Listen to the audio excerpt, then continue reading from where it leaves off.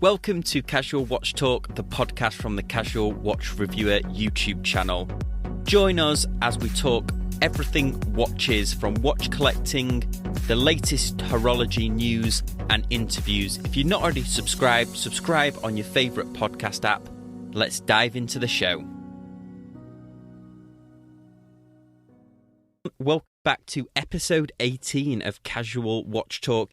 You're joined by Sam from the Casual Watch Review YouTube channel and Kris from Everyday Mastery. How have you been, Kris? As well as can be. Yes, we are still in our stay-at-home orders currently, which we'll talk about in a bit. But as always, we love to kick these shows off with, what watch have you been wearing this week, Kris? Combination. I had my Zin 103 chronograph on, but today I'm back to my comfortable everyday Bell & Ross. So Bell & Ross V293 GMT, my favorite. With all of this time working from home, I've been obsessing about a lot of watches. I don't know whether that's a good thing or whether it's a welcome distraction, but have you been obsessing about a watch this week? A little bit. I mean, I don't think anything particular, but yeah, definitely. For those of you listening at home, the crisis is real, where you open eBay or you open JomoShop or you open some watch website, and then you really consider, you're like, yeah, I could see myself wearing that, and then you look at the price tag and then everything that's going on, and then you have to close the tab. So I've been using it as a nice distraction to check out what's on eBay, check out what's on for sale, but yeah, I get a little too real when you see the price or you think about buying. It's so weird that you say that, because I've been doing the same thing. I even have gone so far as to add a watch to my shopping cart, because a lot of the watch brands are offering discounts at the moment. So I've been adding the watch to my shopping cart, and then, that could work, that discount. But then again, I'm thinking exactly, certainly if there's going to be some kind of economic instability, should I just wait it out for a while? But I think it is a welcome distraction. I think I'm moving towards, so I've been watching a lot of, I think everybody's been watching a lot of YouTube. So just kind of taking a look at brands and things that I may not have seen before. Kind of, I've been looking at more of the new sort of vintage dive watches that are out, and kind of went on a tail there where I look through a bunch of those and kind of see what's new, because I've got the time to do it. But definitely same. I'm in the same boat. I think about purchasing it, or maybe, like you said, put it in the cart, and then you got to take a second to say, okay, well, maybe this is the winter of 2020 decision, and not the summer of 2020 decision. Well, I've been wearing mainly my little Citizen, my Japan domestic model Citizen. I really love it. I love it a lot more than I thought I would. I've been getting a real appreciation for quartz at the moment, and I don't know whether it's because it took us so long to regulate that Seiko turtle. I still love mechanical watches, but I think at the sub $500 mark, especially with Seiko, I'd say, I don't know, I've become a bit more of an accuracy snob. That's probably my fault, but I'll take responsibility for that. I'm definitely am. The thing that saves me is I have a watch winder, just a single watch winder. I'm not going to go crazy and get 80 of them, but it definitely takes the place of that grab and go. So because I always have sort of the next watch that I'm going to wear on the winder, it takes that sort of anxiety away of having to, just be able to pick something out of the watch box. Because I've already sort of made that decision, like, okay, well, I can go to this next one. But I definitely appreciate and have grabbed the, I've got a beater Casio and my G-Shock. And definitely when you have to run out of the house, and it's just you just know everything's, you've got it, grab and go. The appreciation for it just set and running is high. I would totally agree with you there. I've been just enjoying picking up this Citizen watch, and it's very well made. I think they've done an excellent job of it. It was pricey for a quartz watch, but they've done an excellent job of it. that's what I've been mainly wearing this week, is that Citizen. I've also been wearing off and on my Tudor Black Bay 58, and my watch obsession has been the Yema Superman. They've released a French Air Force version, which kind of like the look of, except it's got like a black second hand. So the hands are black, but I think that's okay for the hour and the minute hand because they're heavily loomed, so there's some contrast there. But it appears from the photos that the second hand is also black, except for a red. It's got a vintage style, similar to the vintage Seiko style hands that have the red and then the white on them as well. But that, I think, would be the only bit visible at nighttime. Have you seen this watch? Mm-hmm. I just pulled it up. Yeah, it looks the business. It's got the what we call in Seiko land the stoplight second hand with the little red, but everything else blacked out. It's very military. It's very all business.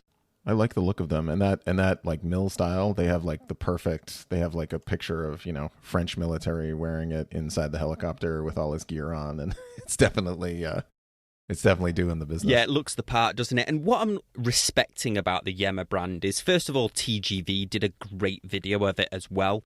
But there was also the Take Time YouTube channel that did an even better review, I'd say, because he managed to get hold of one of the quartz ones. And this is one of the things that I'm respecting about Yema, is that they've got the Superman version, which is a mechanical watch, but they've also are going to release the same watch. It's got slightly different specs, to be fair, but it's half the price and it's a quartz.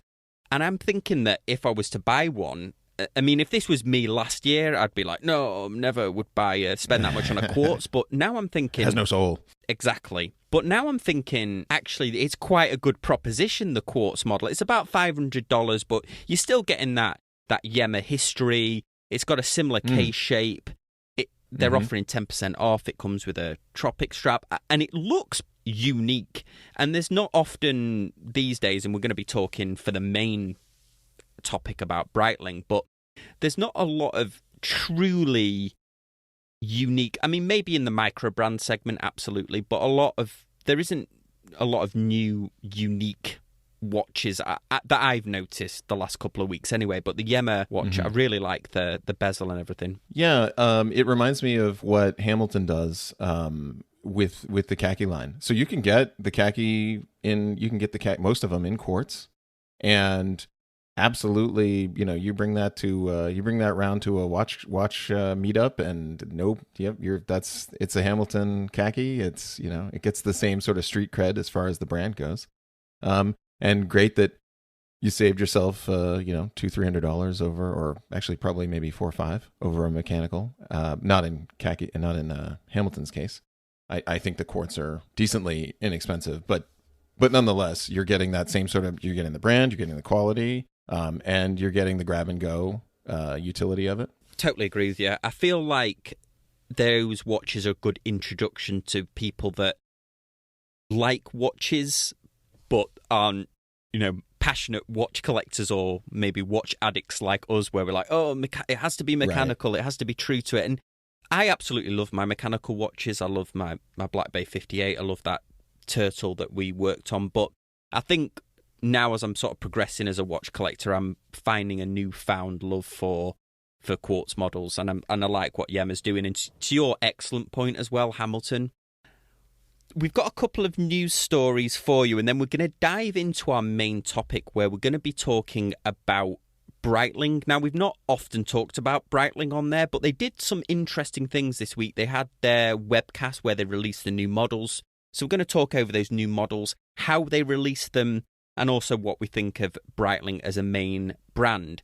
But let's kick this off with a couple of news stories first.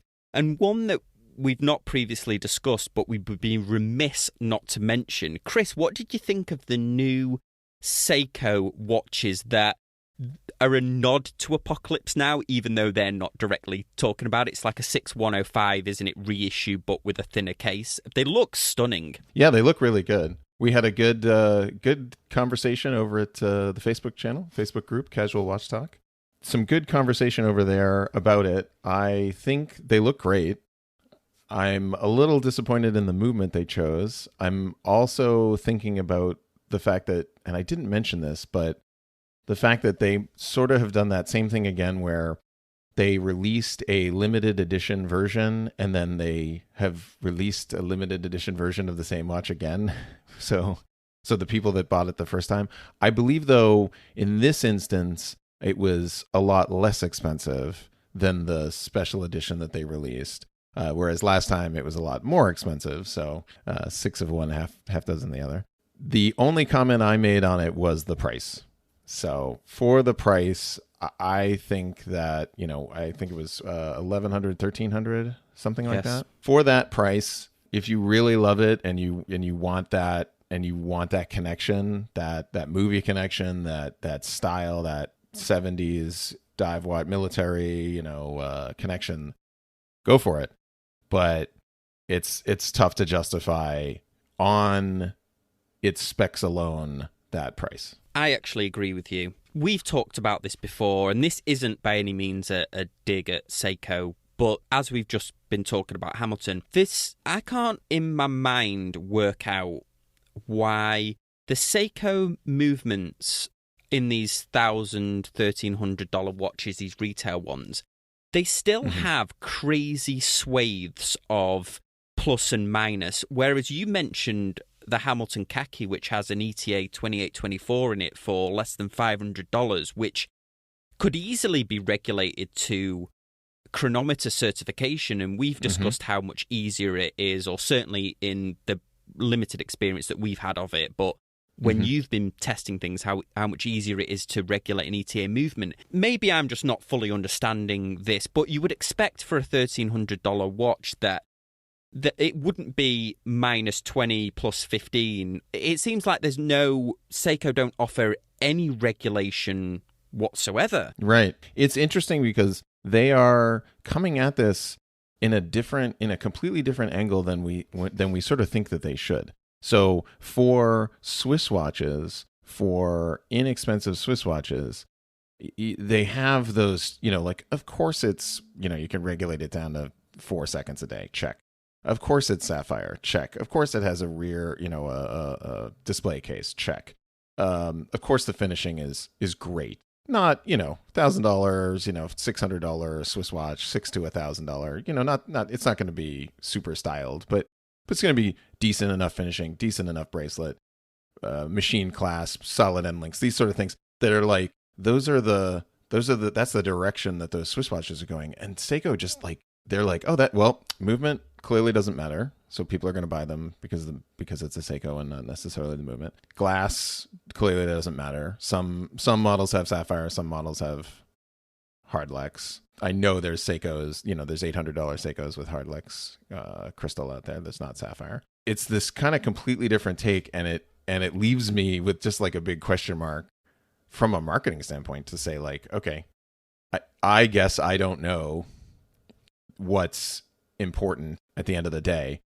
And it's interesting because I think Seiko fans are fanatical and they appreciate mechanical watches in the same way that they appreciate any type of, any other brands, other brands out there. And so to compare the two of what the brand itself is doing versus what an inexpensive Swiss watch brand is doing, like Hamilton, it's sort of fascinating that they're kind of coming in that direction. I would totally agree with you, because you only have to see that, and I don't know if you've seen it, but there's a YouTube video of how they make the most expensive G-Shock watches, and there's people fully gowned up, they're hand assembling these, and granted they're quartz watches, but you can guarantee that module, or I would take a guess that module that they're putting in the G-Shock, even though it's a digital module, is probably more expensive than to produce than the mechanical movement that Seiko do. But you see them almost hand assemble these G-Shock watches, and what they're that price. They're like $1,300. And it seems bizarre to me that a couple of things. First of all, I can't understand why Seiko. Maybe I can understand this. I can't understand why Seiko doesn't have an off-the-shelf spring drive movement that they can put in watches like this. They've already created what is arguably the greatest movement that you can put in a watch. It's the best of both worlds. It's a beauty of a mechanical movement with the near enough accuracy of a quartz movement without, and the majority of the watch is mechanical. I mean, it's automatic. It doesn't have a battery in it. It's using a tiny electrical pulse to regulate the watch, but it's not like kinetic or something like that where there's a battery in it. It's the evolution of watch movements, and I just can't understand why they don't dominate the market with that, putting it in watches like this, which... And they are on purpose, that stepping stone, they're on purpose not, or sort of say, choosing to not use that movement. They're choosing this direction because they're using it as a stepping stone. Their Grand Seiko line has got that, so that's their differentiator. And I feel like that's just the one thing. And it's sad because I don't believe that it's that expensive to make. If Hamilton can put a decorated ETA or not even a decorated, but like they can put their rotor ETA movement, Swiss movement, that thing pumps out 2 seconds a day. If they can do that in the $500 to $700 price range, there should be really no reason that a inexpensive spring drive couldn't be manufactured. And then, wake up to Seiko. If Seiko did that, if Seiko made a Seiko Turtle that was $500, let's say $700 retail, so the same price point as like a Hamilton, they made a Seiko Turtle with a spring drive movement in it. Just we're done here. I will decide that will be on my wrist tomorrow. Like we're all pack it up. We're done. And they will check all those boxes that were sitting here going, I wonder why they did that. I wonder why they did that. I mean, like at that point, and also because they've propped up the spring drive movement for their Grand Seiko stuff, they immediately show a huge value to their entry-level watches. Like, oh, you want basically spring drive accuracy. Not the super decorated one, but okay, I'm sure they can get it down to 2 seconds a month. Absolutely. It's similar to if you went and bought, I suppose an analogy for Seiko might be Toyota, for example. If you went in and you said, oh, can I have the new 2020 Toyota Camry? And they're like, absolutely, sir. What engine is it? What engine is in that? Well, it's the same engine that was in the model in 1995. And you'd be like, well, hang on a second. Like, how is that better than what I'm getting? Oh, well, it's nostalgic. And I mean, people really respect that movement and, really respect that engine. Right. Yeah. Oh, it's a workhorse. That's a workhorse. That old thing. And I, yes, I agree to those, but at about $40. Yes. I'm not going to, the time for me to take that out of the back of a watch. And I mean, I've done it. I've replaced, just to have fun and get the experience of it, I've taken the balance spring off and replaced the balance spring and retimed the watch, et cetera, et cetera. But I mean, we're talking hours of time. And even if I was a watchmaker, that's still hundreds of dollars of someone's time to do that for a movement that's $40. You can just buy one for $40.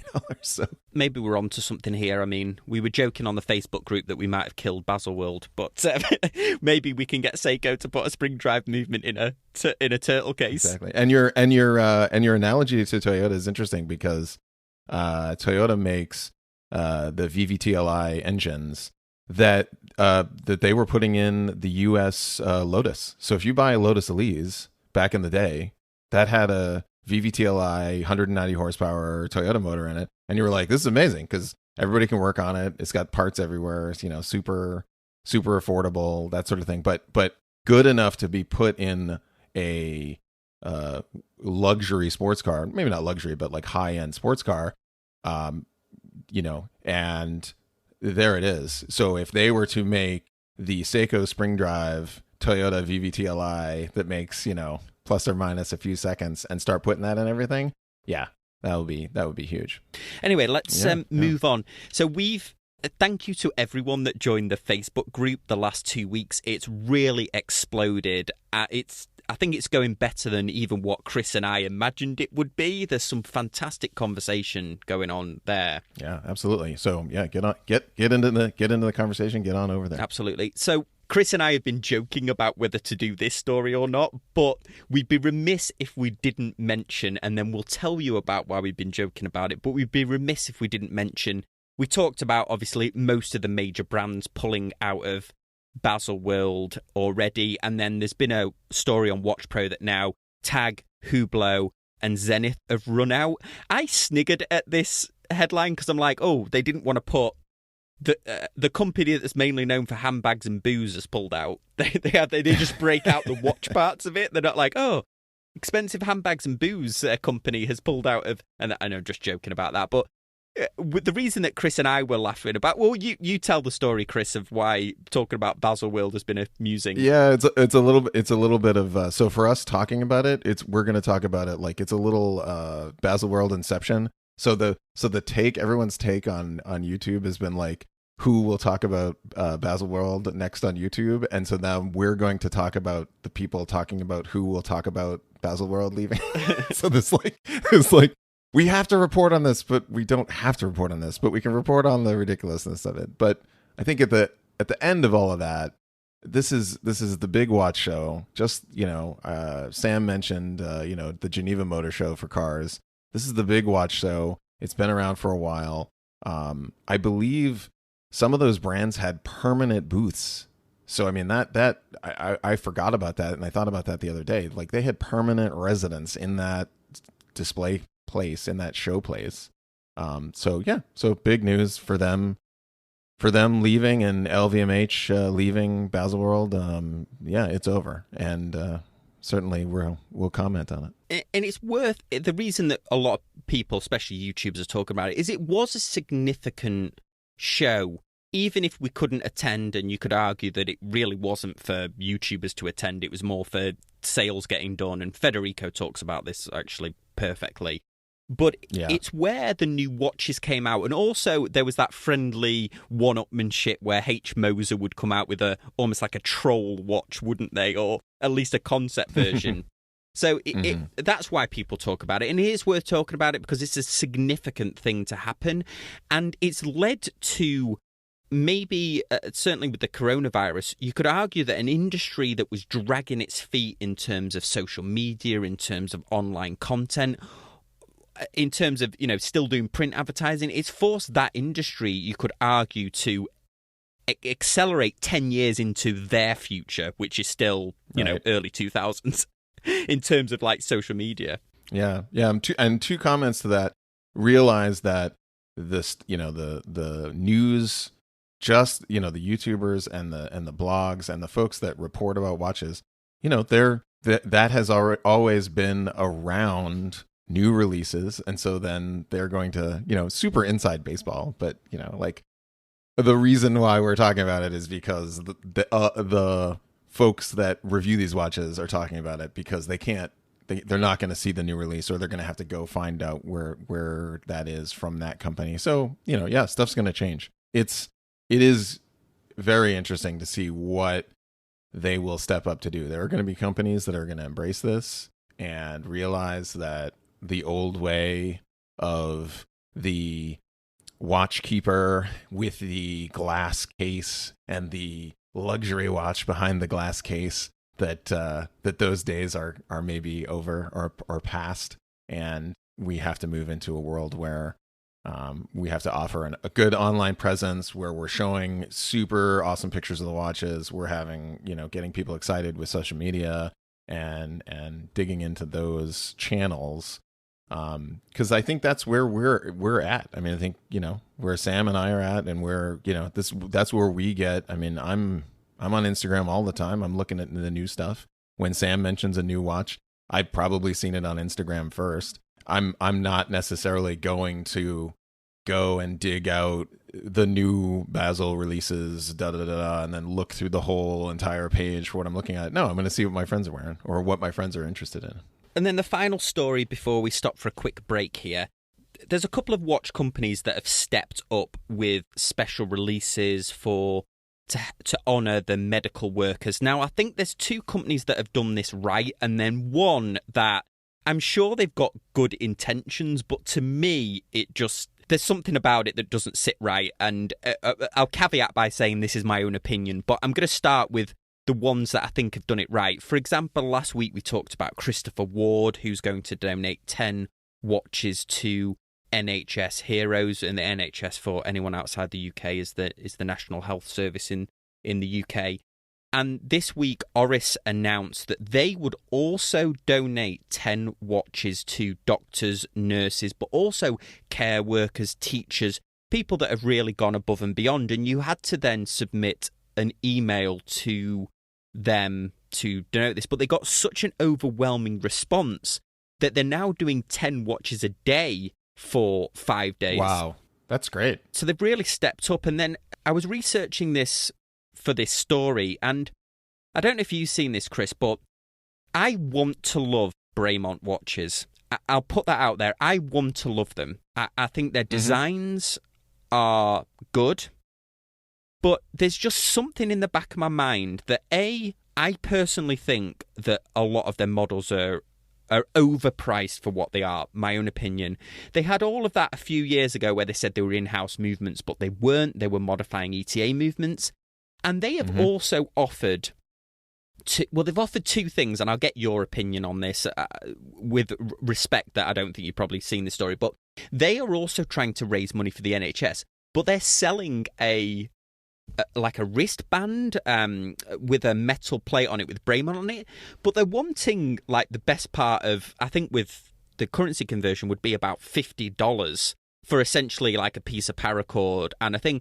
I commend them that the money's going to the NHS, but that also seems like that's very in keeping with their overpriced thing. They could easily just ask it. What that made me do is actually search out ways that I could just directly donate to the NHS after seeing this, because I'm like, yeah, I think it hits, or it speaks to sort of their past marketing misses. Yeah, and you have the same marketing group that kind of just misses it.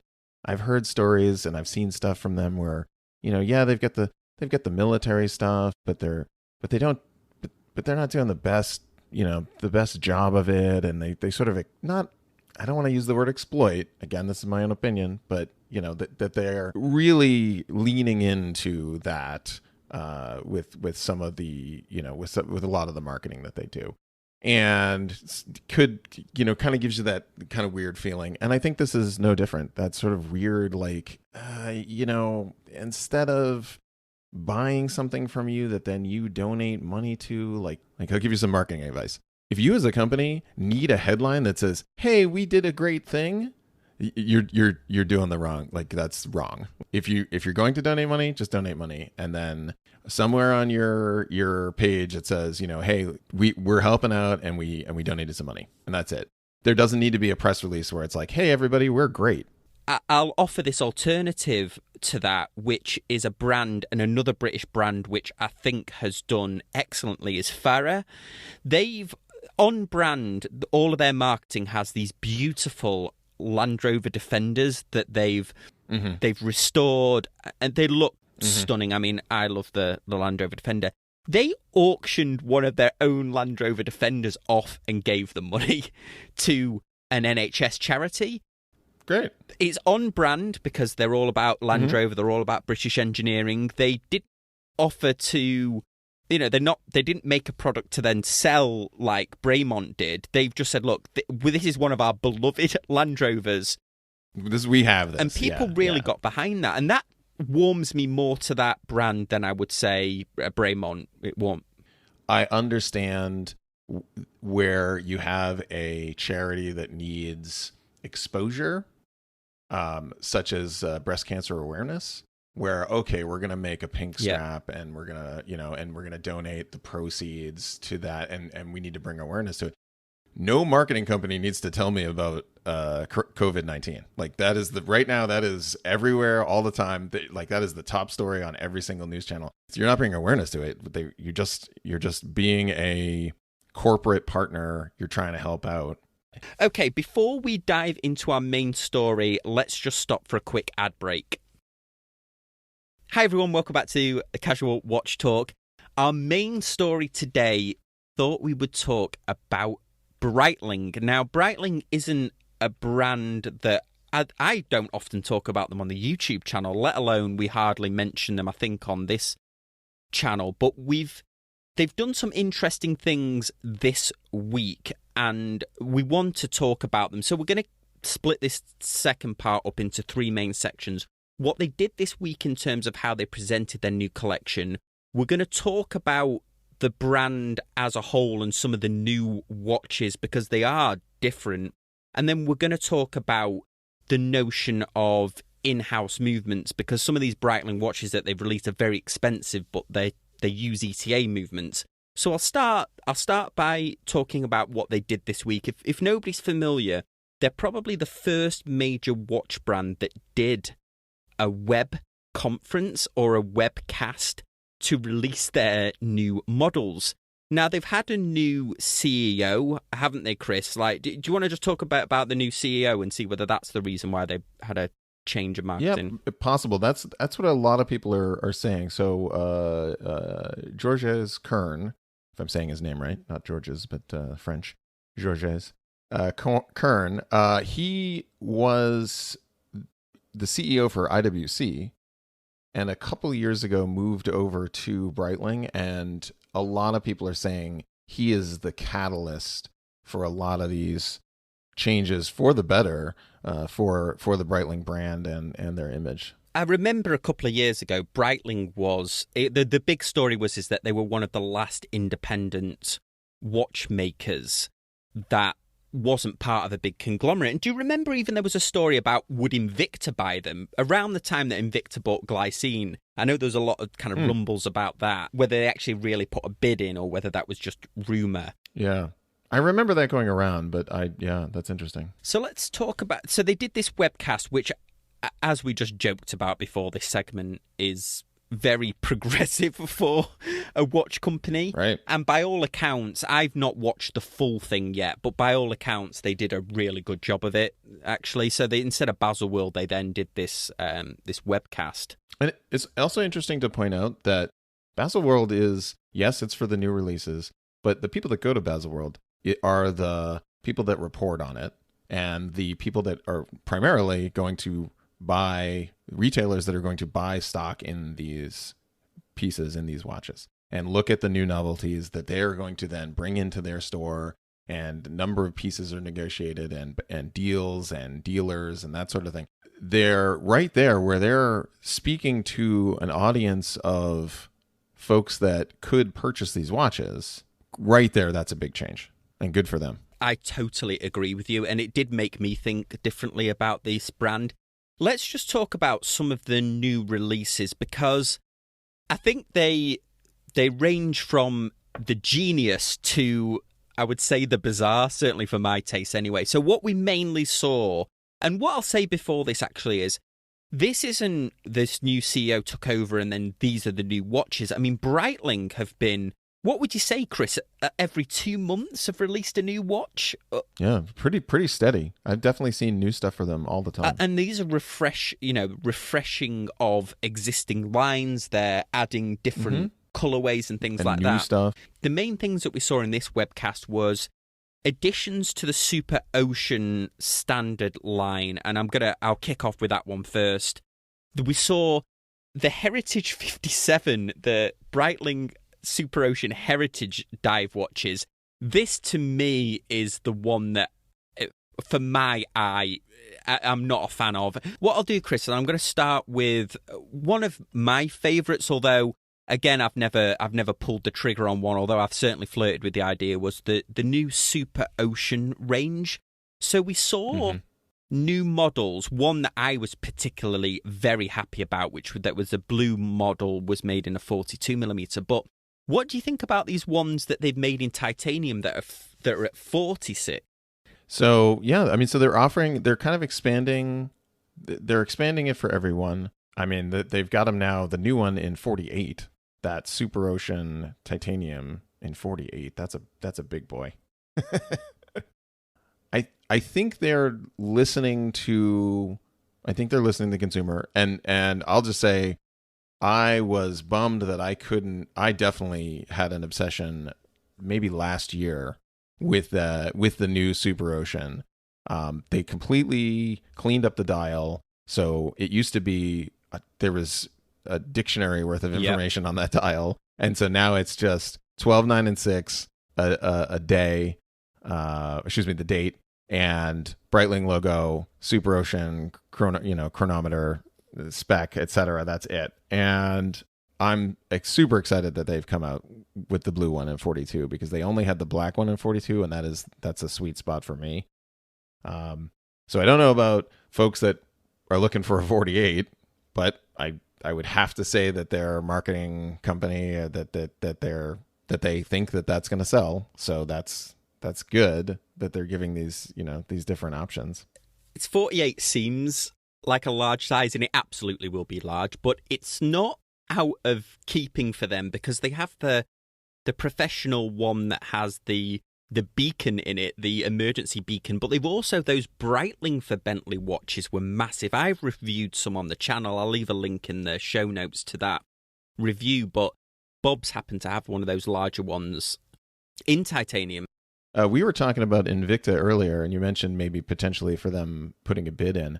I just watched something super interesting, channel on YouTube, What's on the Wrist, talking about Invicta, and is it time to accept them, etc. It's really good video. We'll have to put a link in the notes here. But one of the points was they're selling those big watches. Like, there are people out there that just, they love that trend that you and I have seen in sort of the watches that we look at, that trend downwards back to sort of the 38s, 40s, those sizes. Not for Invicta. I mean, they're pumping out 50, 60, 70 millimeter watches that people are buying in the thousands. So I wonder if maybe they took a peek over there to see what was going on and said, well, if people give them what they want. And so maybe that's why some of those larger sizes have come out new. It'll be very interesting to see if they show up, large numbers of them show up gray market on Joma Shop. Joma Shop seems to have the 2020 releases already, as we just discovered. Yeah, we did, and I was quite happy to see that. But yeah, I mean, I know I've done a couple of videos on Invicta, and I still to this day maintain that the Invicta Pro Driver is probably one of the best mechanical watches that you can get for less than $80.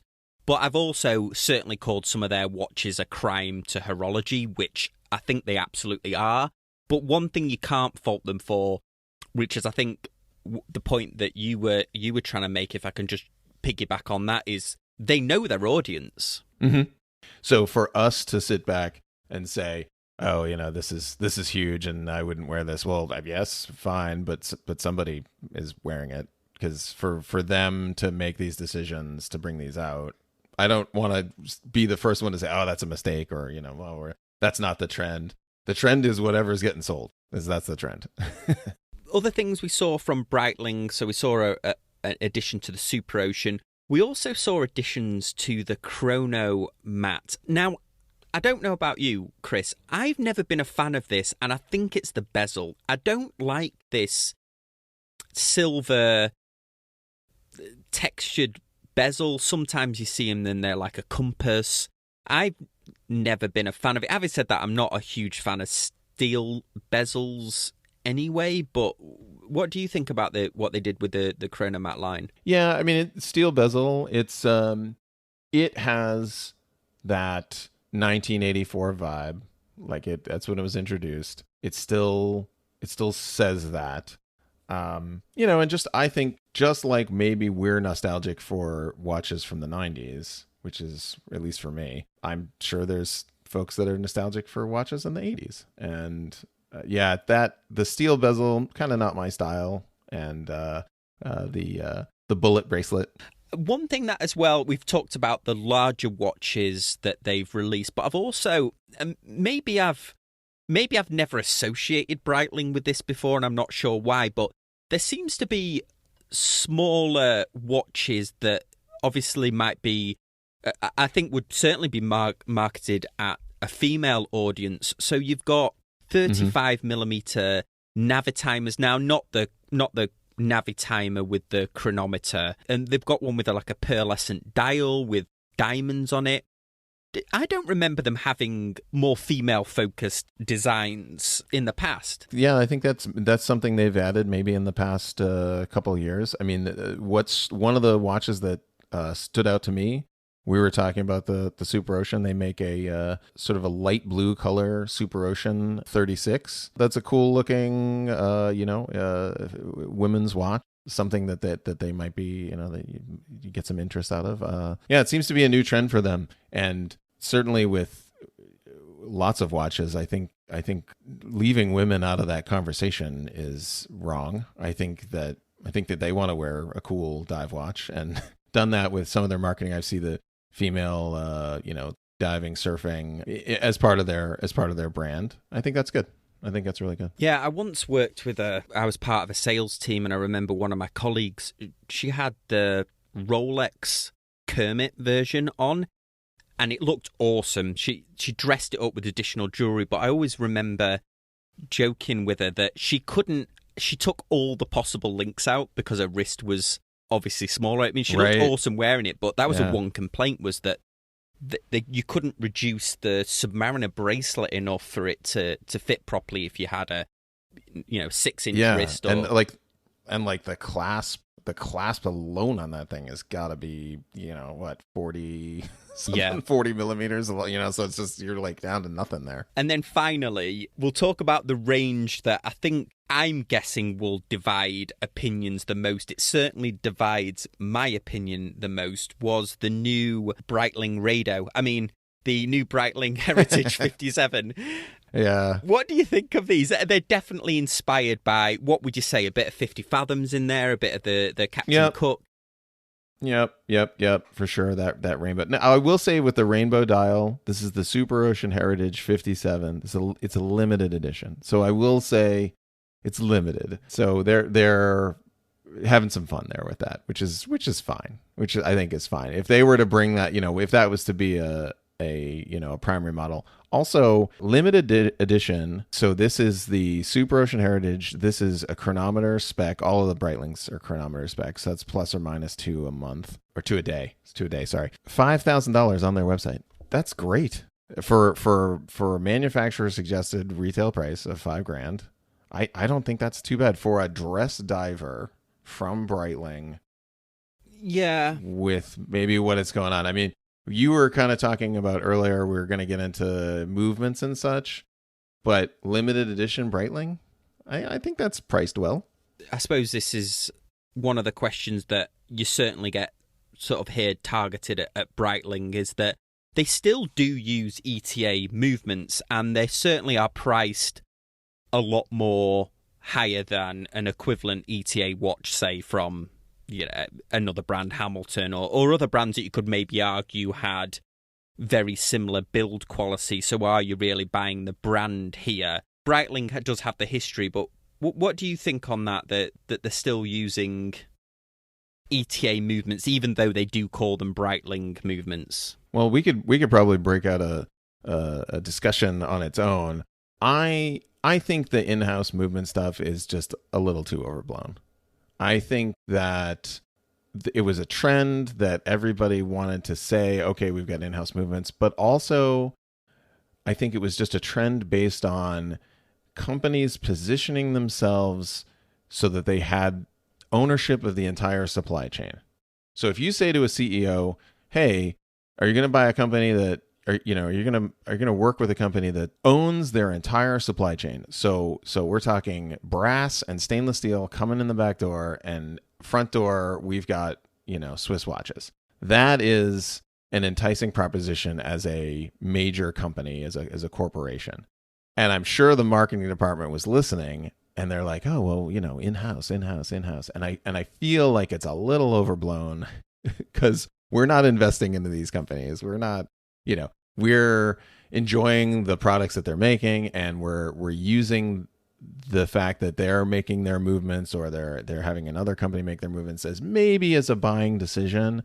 But if you had a situation where they could make them, that they were making them radically better, like if they were doing something that was radically better for the end product, maybe that's a marketing decision for us. Maybe that's a price value decision proposition for us, where we say, okay, well, those Breitlings, they're so much better. They're so much more accurate. They last longer. They're super serviceable, this sort of thing. If they're adding something there, then I get it. But I don't believe that's true. I think it's just a checkbox to say, hey, we control our supply chain.